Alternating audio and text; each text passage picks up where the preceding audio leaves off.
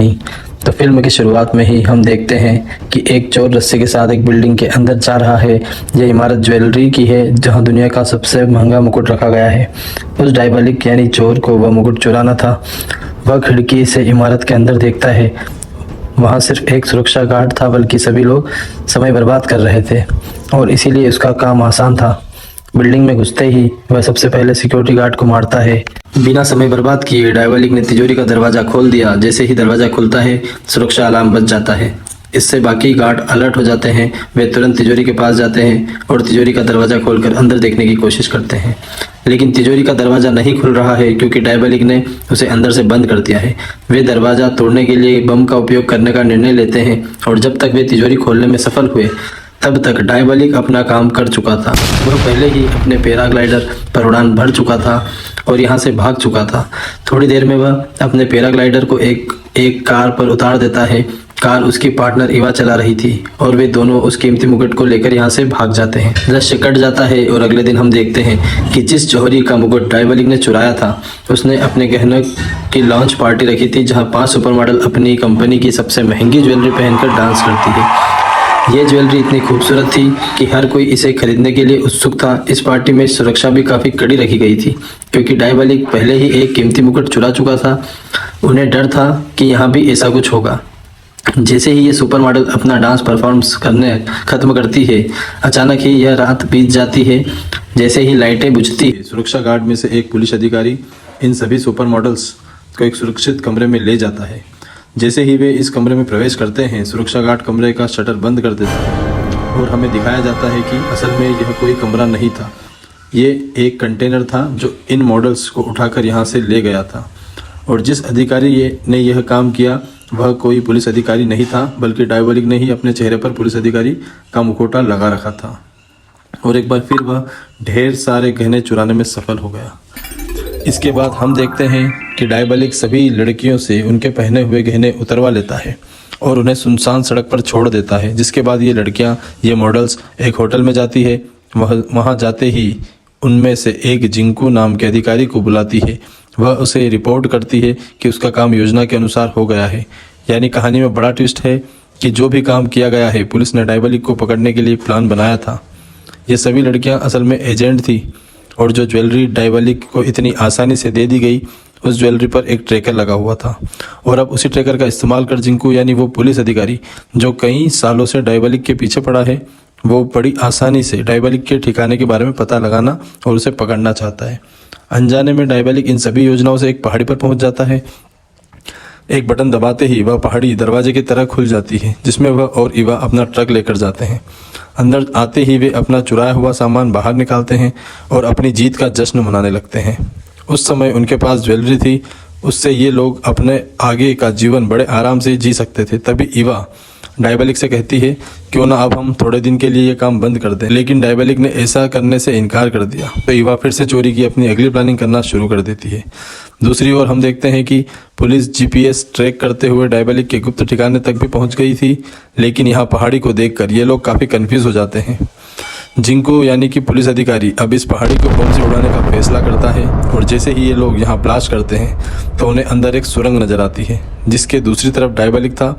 डायबलिक और इवा ने सीसीटीवी कैमरे के जरिए पुलिस को अंदर आते भी देखा था, इसलिए वे अपना सारा चोरी का सामान यहीं छोड़ देते हैं और गुप्त रास्ते से निकलने की कोशिश करने लगते हैं। और जब पुलिस यहाँ पहुँचती है तो उन्हें ये दोनों यहाँ नहीं मिलते, लेकिन जिंकू यहाँ का गुप्त रास्ता जान चुका था। जहाँ से इवा और डायबलिक बाहर आए थे, वह उसी रास्ते से उनका पीछा भी करता है और उन्हें देखता भी है। पुलिस के पहुंचने से पहले ये लोग तेजी से भाग रहे थे, लेकिन तभी इवा का पैर एक चट्टान में फंस जाता है। डायबलिक ने अपना पैर बाहर निकालने की कोशिश की, लेकिन पुलिस उनके करीब आ रही थी और फिर इवा को धोखा देकर और अकेला भाग जाता है, जिससे इवा दुखी हो जाती है। पुलिस ने यह भी देखा कि डायबलिक ने इवा को कैसे धोखा दिया। अब इससे पहले कि पुलिस इवा को पकड़ती, इवा भी पास की नदी में कूद जाती है और पुलिस से अपनी जान बचा लेती है। अब डायबलिक और इवा दोनों पुलिस से बच निकले। इस वजह से जिंकू काफ़ी दुखी है क्योंकि काफ़ी मेहनत के बाद वह डायबलिक के इतने करीब आया था और फिर भी वह उसके हाथ से निकल गया। वैसे भी अब उन्हें डायबलिक की चुराई हुई महंगी चीज़ें मिलती है, लाखों आभूषण, लाखों पेंटिंग, कारें, न जाने क्या क्या। ये सारी चीज़ें अब पुलिस के हाथ लग चुकी थी। इसी समय जिंकू को एक शहर में बनी एक इमारत का नक्शा मिला। उसने सोचा कि डायबलिक के पास कोई गुप्त ठिकाना होगा, तो वह उस बिल्डिंग के पास जाता है और उसे ढूंढना शुरू कर देता है। पहली बात तो यह कि उन्हें यहाँ कुछ भी नहीं मिला, लेकिन तभी गलती से एक अधिकारी का हाथ लीवर से छू जाता है। लीवर दबाते ही तह खाने का गुप्त रास्ता खुल गया। जिंकू और उसकी टीम ने उस जगह की सावधानीपूर्वक जांच की।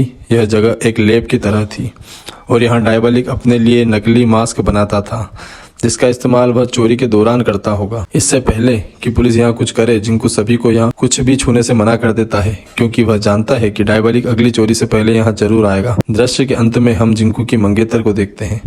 वह इस शहर की मेयर है। वह जिंकू से बहुत प्यार करती है और उससे शादी करना चाहती है, लेकिन जिंकू का कहना है कि हम अभी शादी नहीं कर सकते। जब तक मैं डायबलिक को पकड़ नहीं लेता, मैं शादी नहीं करूंगा। यह सुनकर मेयर शांत हो गई। वह जिंकू से कहती है, ठीक है, कुछ दिनों में मेरी एक पार्टी है, मैं ढेर सारी ज्वेलरी पहनूंगी। मैं चाहती हूँ कि आप उस दिन पार्टी में मेरे साथ रहें, ताकि कोई उस हार को चुरा न सके। सीन के अंत में हमें उस बिल्डिंग का सीन दिखाया जाता है जहां डायबलिक ने मास्क बनाने की मशीन रखी थी। यहाँ काफी संख्या में पुलिस अधिकारी तैनात थे। डायबलिक वहां माइक लगाता है और सभी पुलिस अधिकारियों की बातें सुनने लगता है। पुलिस अधिकारी अपनी ड्यूटी बदल रहे थे और अब यह रोलर की ड्यूटी थी। जैसे ही पुलिस अधिकारी यहाँ से निकलता है, डायबलिक बेसमेंट का दरवाजा खोलता है। बेसमेंट का दरवाजा खुलते ही ऑफिसर की नजर डायबलिक पर पड़ती है और वह गोलियां चलाना शुरू कर देता है। लेकिन दोस्तों, डायबलिक को एक भी गोली नहीं लगती है, क्योंकि उनके बीच एक शीशे की दीवार है। गोलियों की आवाज सुनकर सभी अधिकारी सतर्क होकर इस तहखाने में आ गए। उन्होंने देखा कि उनका पुलिस अधिकारी जमीन पर बेहोश पड़ा था और डायबलिक ने उसकी मास्क बनाने वाली मशीन चुरा ली थी। जैसे ही जिंकू को यह खबर मिली तो जिंकू को अपने अधिकारियों पर बहुत गुस्सा आया कि डायबलिक ने उसकी नाक के नीचे से उसकी मशीन कैसे ले ली। अगले दिन जिंकू को उच्च अधिकारियों द्वारा बुलाया जाता है।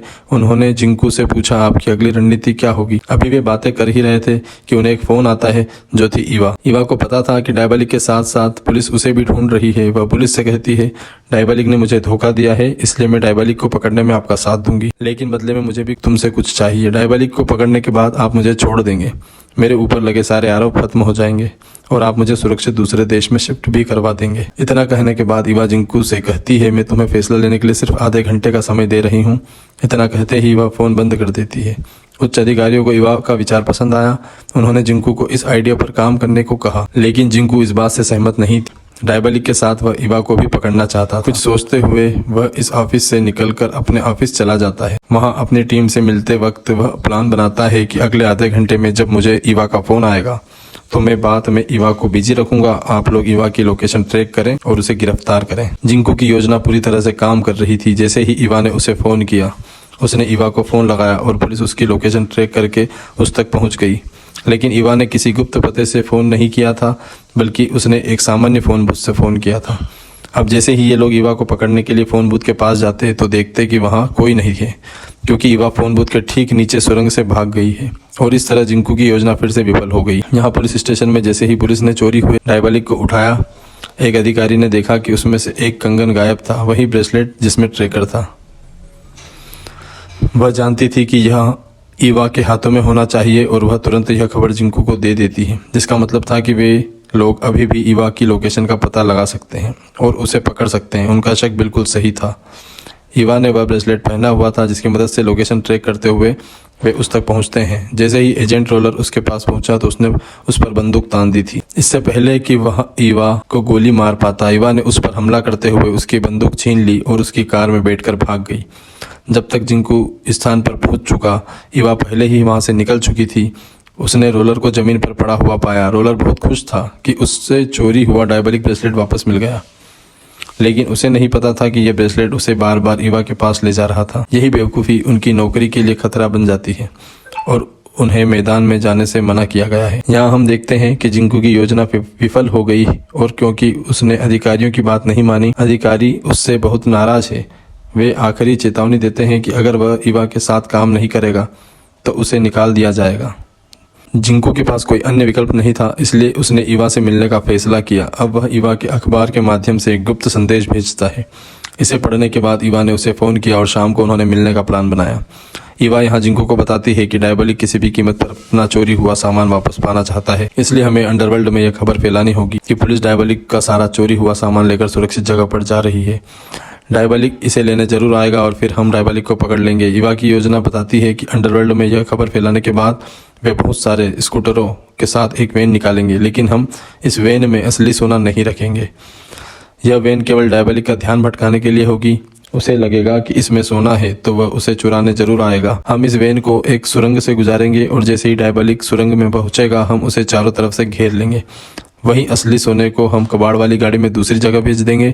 जिंकू को यह आइडिया बहुत पसंद आया और उन्होंने इस आइडिया पर काम करना शुरू कर दिया। अब वह अपने अंडरकवर एजेंट की मदद से अंडरवर्ल्ड में खबर फैलाता है कि पुलिस का सारा चोरी हुआ सामान दूसरी जगह शिफ्ट किया जा रहा है। जिसके बाद जिंकू अपने मंगेतर के पास गया और उसने अपने मंगेतर से कहा कि मुझे माफ़ कर दो, लेकिन मैं तुम्हारे साथ पार्टी में नहीं आ सकता।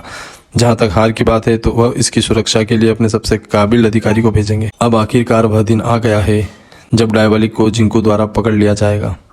वह दूसरी ओर हम देखते हैं कि खुद को तैयार करने के लिए मेयर ने शहर में एक मेकअप आर्टिस्ट को भी अपने घर बुलाया।